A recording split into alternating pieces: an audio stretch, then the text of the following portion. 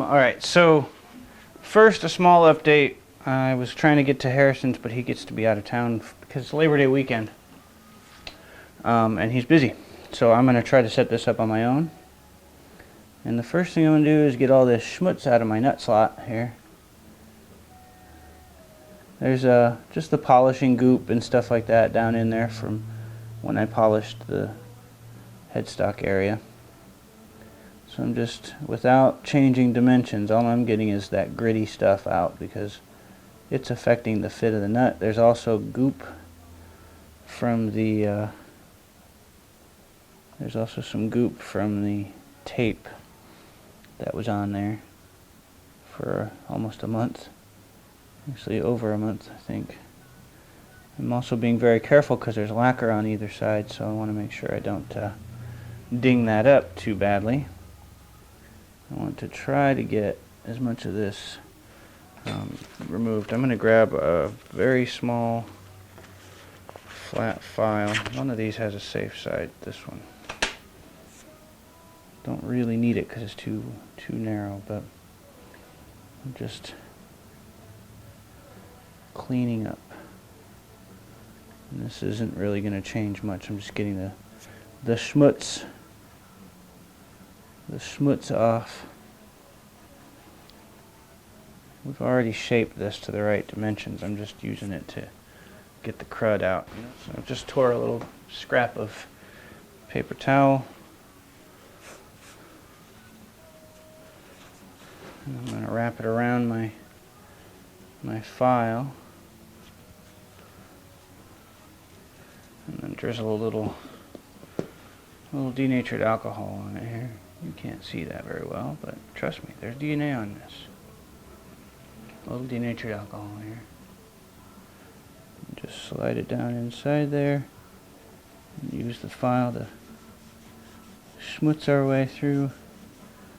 See, got all the goo off of there. That's a lot cleaner.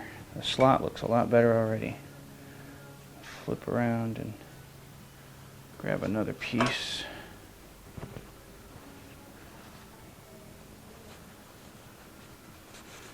This time go in dry.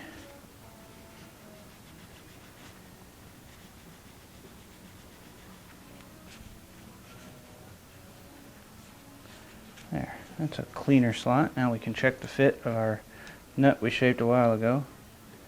Still a bit snug. So now instead of touching the slot at all, I'm going to sand this. I'm going to sand this down just a little bit. So we're going to move a little bit here. Be right there. This is where we're going to work. Right here.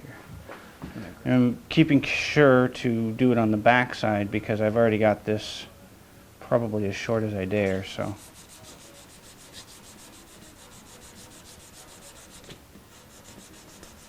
And just make it fit the slot better here. That's probably enough, actually. We'll slip it in. Yep, that's perfect. Okay. Bring this little guy back in here. In the frame. Okay, so the nut has been fitted nice enough. It sits nice and flat. I'll do a real quick bottom flatness test here. So I've been watching videos and they all say you want to make sure the nut sits and seats firmly. No wiggle. That's pretty good. That's pretty solid. That's actually centered right nicely too. So first thing I'm going to say right off the bat, 1, this is exciting and a bit nerve-wracking. 2, this will be the first time I've ever done a nut ever, and I'm probably going to do it wrong. To remind folks, this is a Corian nut, and I have a ton of it, so I can make more if I need to. But I've basically rough shaped it to almost the right width and almost the right height, and I've got my little half pencil. It's been sanded down. Alright, so I've got my little half pencil. I set it down on the frets and I just hold it flat and I use it to mark. I did this earlier, but the pencil was not as sharp. So I'm using that to mark basically where the bottom of things are. And I may already be too far, we'll see. Hopefully not, but we'll see. So the first thing I'm going to do is I'm going to grab a couple of strings. Yes, it's time to grab a couple of strings. So I'm going to put the 2 E strings on the 2 bass, and the bass and treble strings on the 2 E's, and use that to start and check for flatness and straightness and things like that.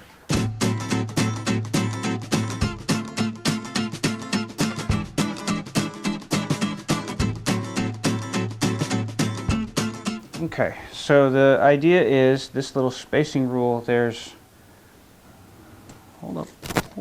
There's the long slots that go this far, and there's the short slots. You can pick either one.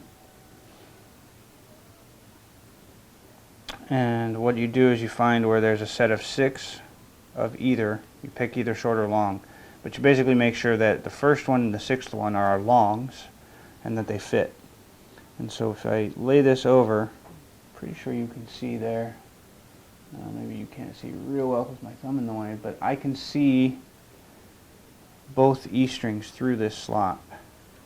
So that tells me, and this little tick line has them pretty well. I'm going to move that one down just a little bit and make it definitely fit. There. So that's basically telling me those are my spacings.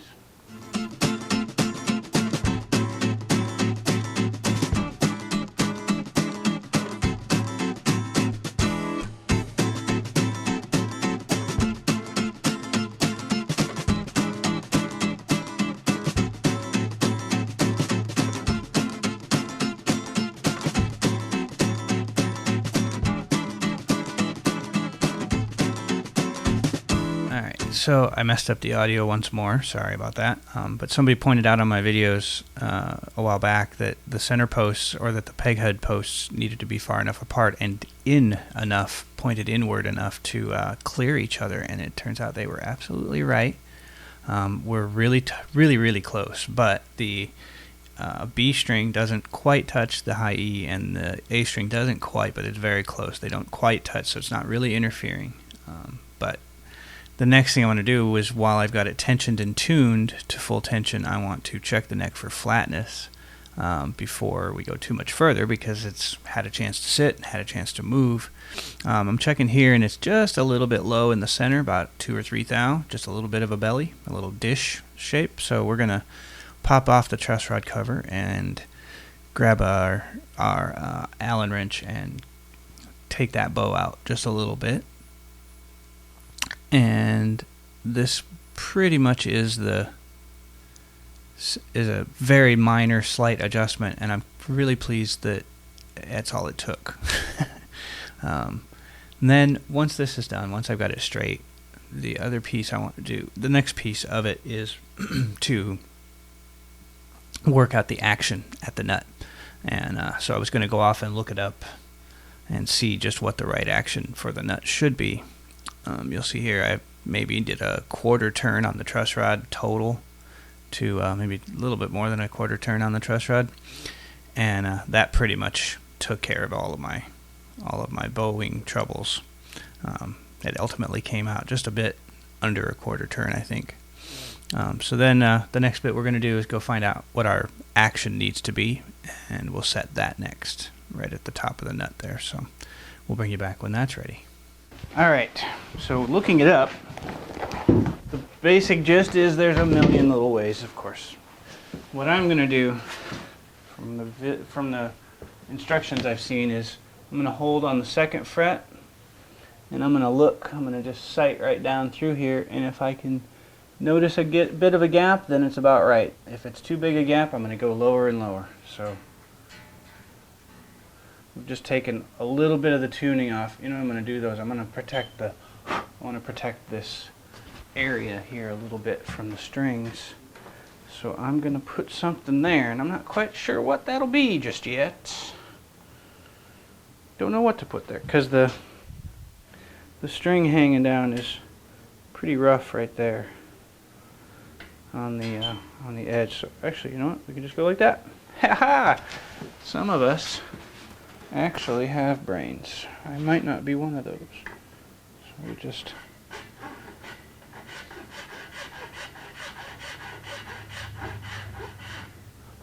file, check it. Do some more filing.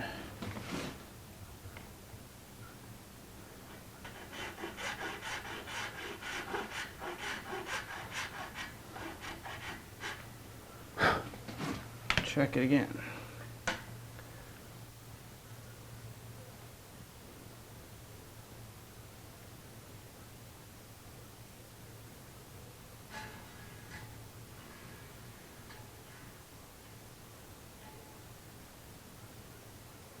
And I've got this thing, the string action gauge, but well, right now we're between, I would say we're right around just about 30. I'm going to shoot for about 20, so, and I'm going to feel it and see how it does, but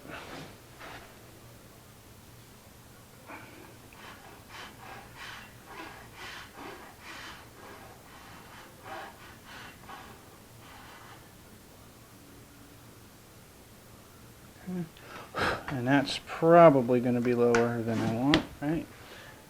Yeah, that's pretty good. There's quite a bit of gap there, but I'm also looking at it here. Oh no, we're about 30 right now. Just keep on dropping it here.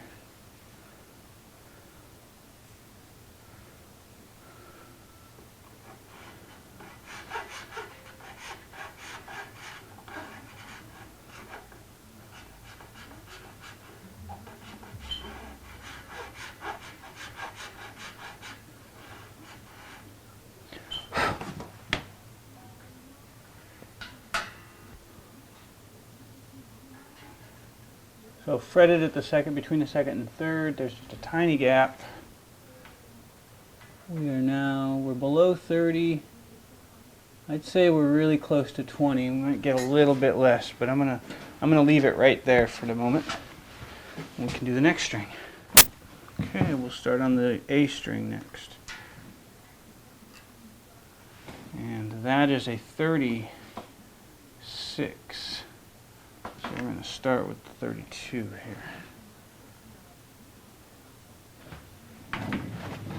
Got a ways to go first.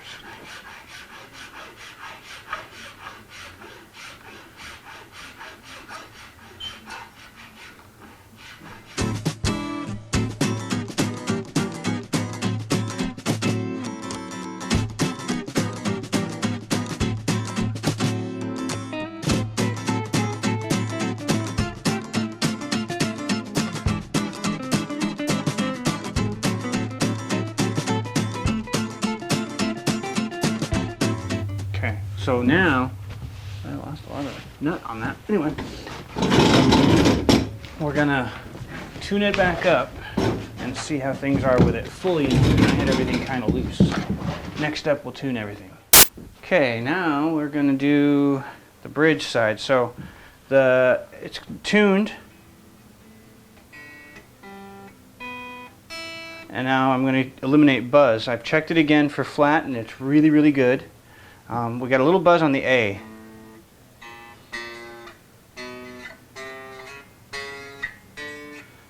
And the E buzzes a bit. Pretty universally, except on maybe the high E, is a little buzz, which tells me my bridge is a tad low. So what I'm going to do is I'm going to grab me a flathead screwdriver and I'm going to raise the bridge just a tiny bit. Okay, we got ourselves a screwdriver. I'm going to bring this up a tiny bit, about a quarter turn. Check for buzz. Still some there.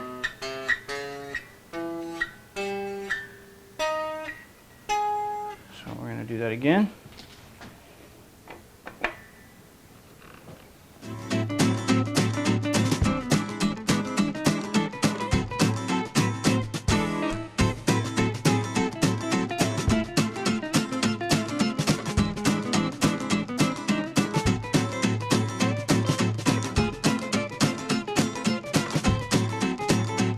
We're going to finish things up first. I want to get this nut polished, so we're going to we're going to make the nut pretty, and then I can play it. Because if I don't do the nut now, I'm never going to do the nut.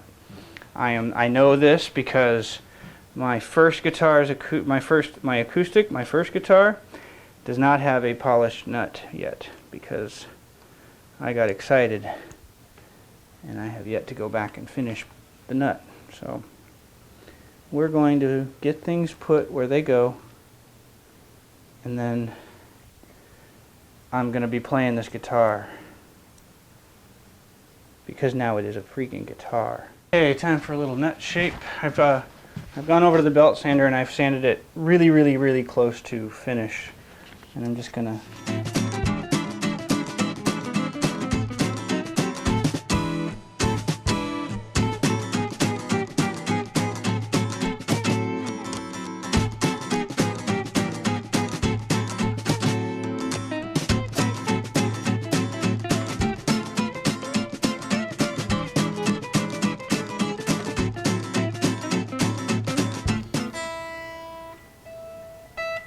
okay.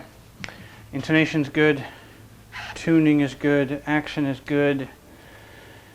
There is nothing left but playing this thing. So let me, oh, this is huge. Let me figure out how to breathe again here. Clean everything up again nicely.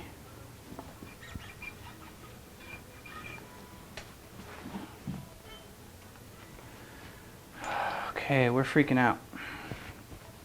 I can't stall this anymore. It's time we heard this thing for the first time. I'm going to do it in the shop, because if there's something wrong with it, I'm going to need to fix it, so I might as well do it out here. But so that means we're not going to have the awesome amp this time. But alright, I'll bring you back when we start strumming this thing. So I think it's time.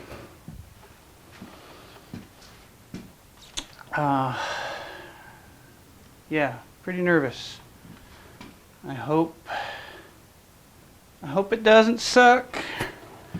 You know what I need? Shit. You guys are gonna love me. I need a pick. Hold on. I can't play without a pick. I don't know how. I'm not that good. So I will run in the house and grab a damn pick, and I'll be right back. Okay, a pick. I have a pick. I have a guitar in my hand.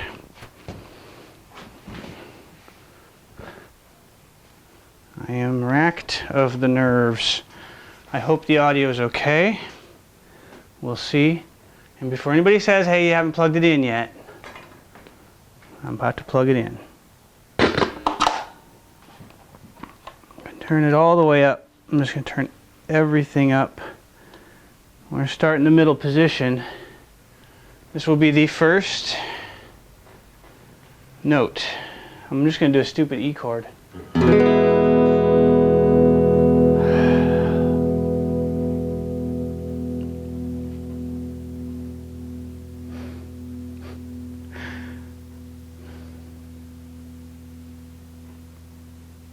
Wow.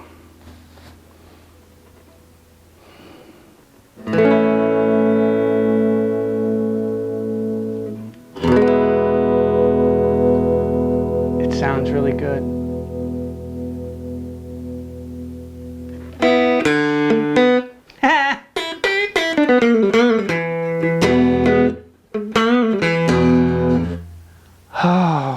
Oh, it's so cool. It's so cool. I want louder.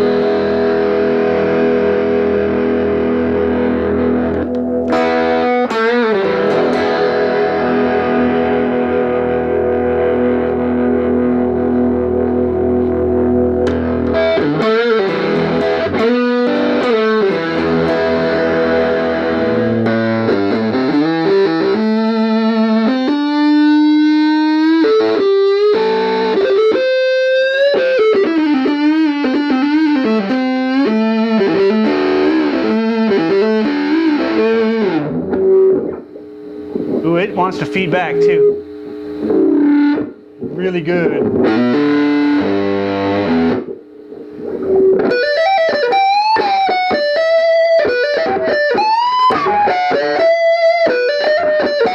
Can't play that. It went out of tune. Yeah, it went way out of tune. I don't have them tight. Hold on. Hold on. Hold on. That sounds frickin' cool.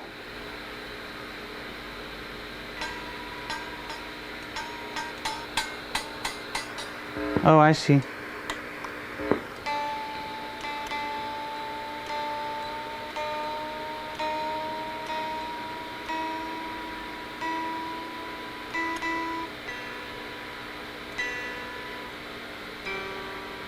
Just some quick tunage.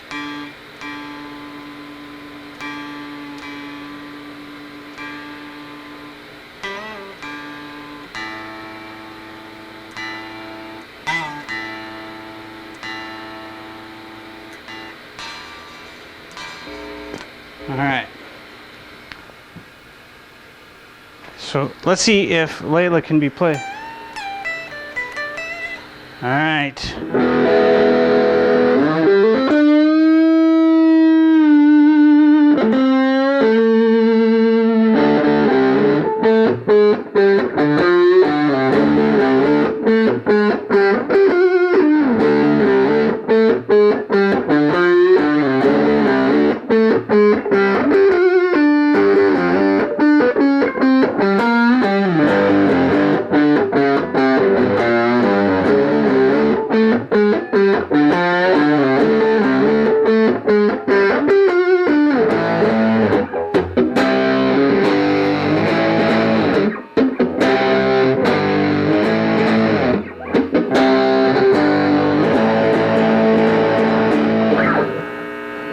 Let's see if I can clean it up a bit here.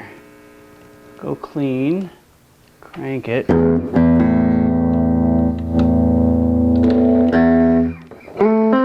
Nah, I like this.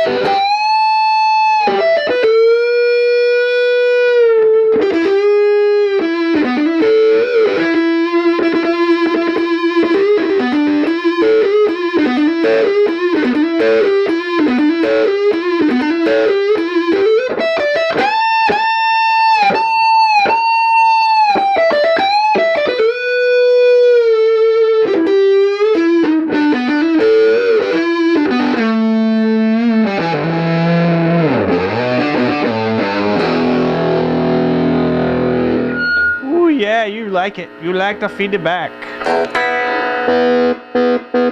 That seems wrong. Something's not right there.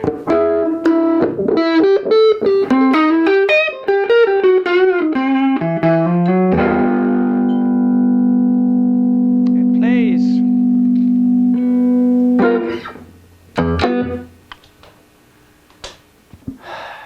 So cool. So cool. It's a I don't have words. I think I have some electrical goings on though, so I want to make sure the tone's doing what it's. That's working. All right, volume's doing what it's supposed to. Okay, do the bridge. I have no bridge now. That's weird. Something in here is not right. I might have to pull the wires out again. Yeah, I have no bridge right now. That's annoying. Okay. So right now, all I've got is neck. I have no bridge pickup at the moment. Kind of annoying. Yeah, there's something wrong with the wiring, but the damn thing plays. I'll tweak the wiring at some point, I'm sure. I just don't want to fish the damn stuff out again. Oh man, yeah, I'm gonna have to fish it out at some point, probably today.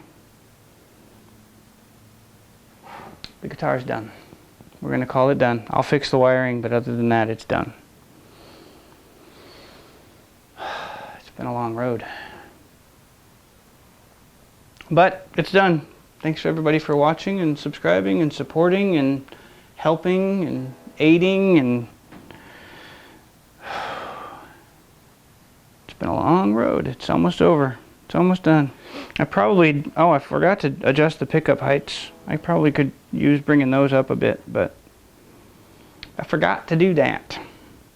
But yeah, the guitar is done. Okay, I just wanted to come back and tell you the wiring problem was a non-issue entirely. It was so simple. When I was fishing the pots through the hole, the pickup's lug, the pickup was soldered to on the pot, pushed into the body of the pot. So it basically shorted the pickup out to the ground right away. So the only reason it was working for a little while was because I had my finger down in there and I'd kind of shoved it around a little bit. So I've managed to pull that off. I did not have to fish all the wire back out, thankfully. This is a weird one. I'm just throwing it together because I'm about to publish this tonight so you guys can see it. It is Saturday. You're getting 2 videos, although this one will be somewhat late at night since it is 6 o'clock Pacific. So you'll probably see this tomorrow. You'll probably see this now because you're seeing it now. But I filmed it Saturday. Oh, fuck. It sounds amazing with the little crappy amp. It's now been moved inside. It's in the house. It's in its case. I'm going to take a few shots, probably a few photos, and I'll throw on the end of the video here if I can get to them. And then sometime in the near future, I will set up a full recording setup on the good amp with the Vox tube amp. Nice big heavy-duty amp. Well, heavy-duty for a house. Nice, good size, good quality amp, a nice tube amp, and then with good mic, good audio, separate track. You were hearing it through this microphone, through the shitty amp, so you were getting not the greatest sampling, but I needed you to see me hear it play for the first time. I have to say this is the last video in the build, anyway. I will do, probably in a week or two, post the high quality video of, or at least the higher quality audio of the playing through the good amp. But this video represents the final video of the build. The build is done. The guitar is now in its case, in the house, at least until I can figure out where I'm going to hang it because it's too pretty to keep in a case. This whole thing started because I'm an insane fan of Eric Clapton. Pretty much an insane person, but the music of his entire career, literally his entire career, and all of the music his career has exposed me to prior to and beyond his career, has been the most important external force throughout my life, the most constant, the most reliable, the most dependable, the most effective antidote to whatever is my problems at that time, whatever it is.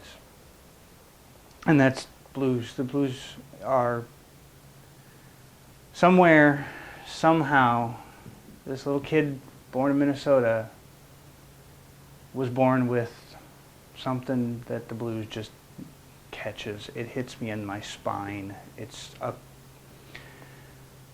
My wife says I feel music differently. I feel music in period. Like she listens to music, I feel it, is what she says. She says that my experience with music is multisensal. It involves more than just my ears. And that is in large part because of Eric and his style, his consistent virtuosity with the blues, and his ability. He doesn't know he's doing it, but he hits.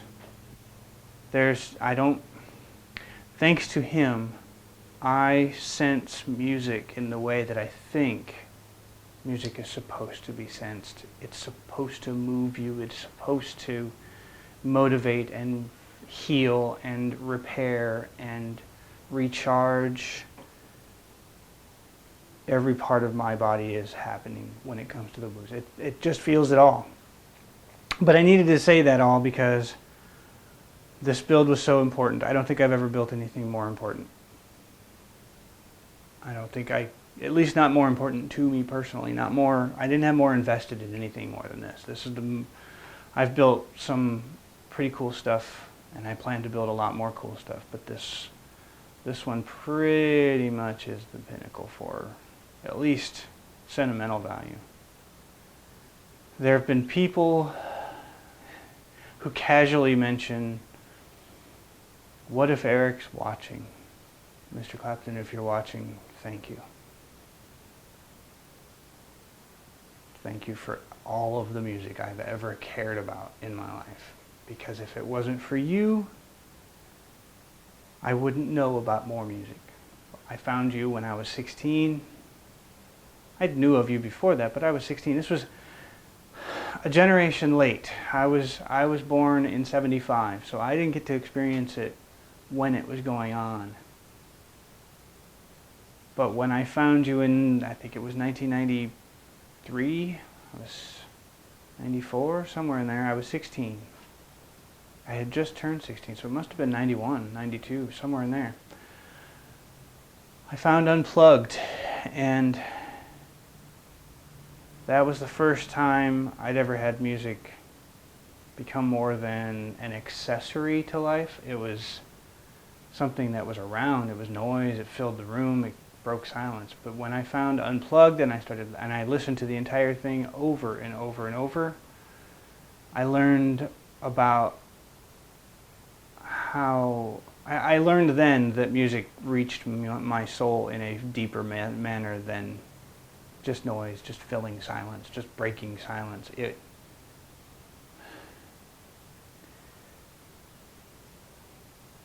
People can't talk during a guitar solo.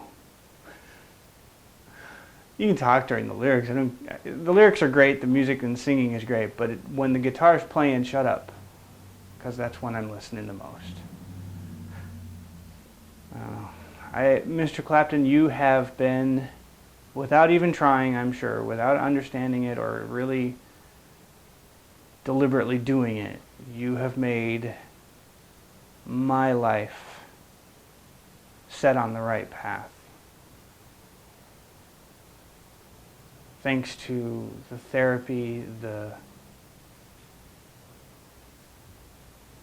coping.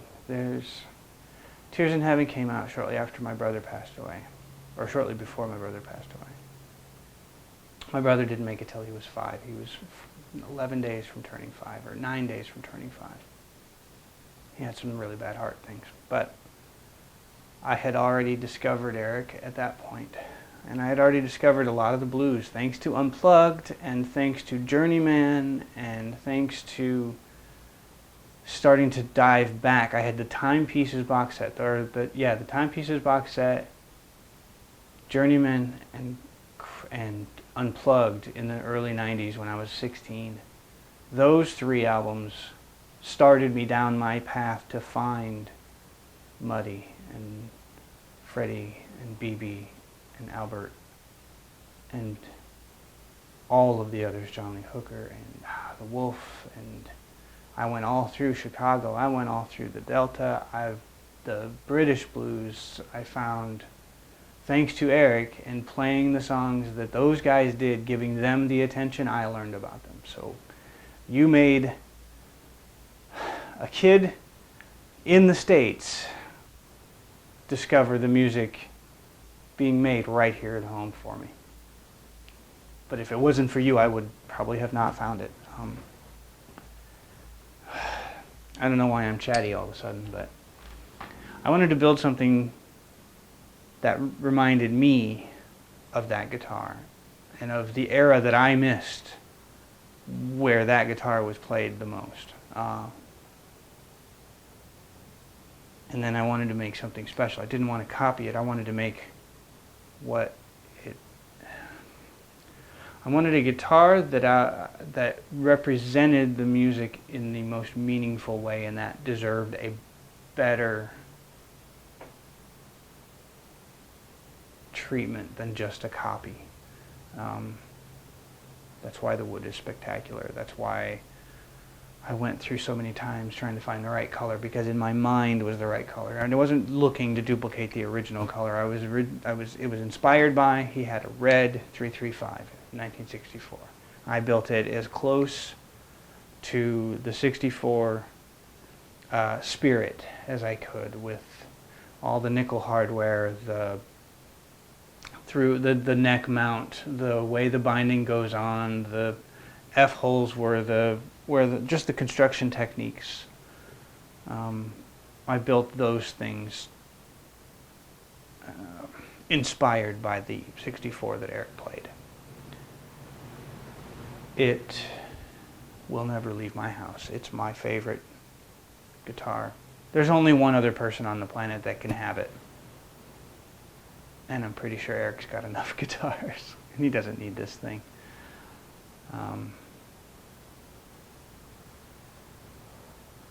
This was a hell of a build. I don't know what else to say besides thank you to Eric for inspiring me for a lifetime and continuing to inspire me. And thank you to all of the people who have been watching this build, supporting this build, offering suggestions, corrections, critiques. But you guys have been nothing but supportive. I've had amazing feedback. You guys have all been awesome, and I've been stunned by the positivity. There have been no negatives. What's next? There'll be more guitars. I love building guitars. They're going to be easier. They're going to be, some of these guitars that come up next are going to be much easier than this one. But I have some furniture too. I am not just a luthier. I'm not even a luthier. I built 2 guitars. I'm not a luthier. I've built 2 guitars. There will be more. But I also build stuff other than guitars. I build furniture things. The next series coming is probably a small, probably 2-part series. Not very big. Little cabinet for my father-in-law. And then after that, we've got a pool table, and I've got a bunch of billiard stuff, so maybe we'll do that. I've got some tool stuff going. I've got some video shot in the can from a while ago of some tool tool upgrade, and I've got some more. the videos are going to keep coming. This isn't every Saturday. There will still be videos. I need to keep the videos going. They may not all be guitars. I guarantee you they won't all be about guitars. But I am heading that way to get all the stuff built that I want to build other than guitars, and then build guitars a lot more frequently, maybe 2 or 3 a year. Maybe I can get fast enough to do 2 or 3 a year. Anyways, thank you for sticking with me all through this entire build. This is part 46 of, I think we managed to hit 50 videos. Because in the 30s, somewhere in there in the 30s, I did a 3-part and I did a 2-part with a bonus. So I'm pretty sure we're around 50 total episodes, but 46 Saturdays. I think 46 Saturdays, maybe not even 46 Saturdays. 46 parts, 46 episodes, I don't know. I did it weird, but it doesn't matter. You guys have been amazing, and I'm surprised that you stuck with me as long as you did. Especially during the finishing fiascos, the color testing. I won't do that to you anymore. I may still bore you, and I will definitely make shitty, cheesy jokes. And I will build more stuff. I don't know if I'm going to be able to top this one as far as coolness to me factor, but I will definitely, I have to try harder things. I have to do new things that I've never done before. I have to push myself, so you're going to see that. I don't know what it'll be. It's coming, whatever the next thing is. Again, thank you all. I have special thanks for all of the people that were helpful. You guys don't even know all of it. Every one of you who left a comment on any of the channel videos, any of the videos, anybody who made a comment, you helped, and thank you. Your comments forced me to be honest with myself and with you, and forced me to keep showing you everything. And forced me to acknowledge that this was a pretty interesting thing. I didn't know if it was. I wasn't really sure, but you've proven that it is. You guys have shown me. And I really appreciate that. But I need to thank everybody. If you left a comment on my videos, thank you. Thank you for supporting me through this build. And stick with me. There are going to be more guitars. They won't all be guitars, but there will be almost entirely about building stuff. Woodworking, metalworking, CNC, and lutherie. I'm going to probably get into some electronic stuff too, because I'm kind of into that a bit. Yeah, there's more. There's a lot more coming. It's been a hell of a ride, and thank you guys for coming along. And if any of you happen to know Eric,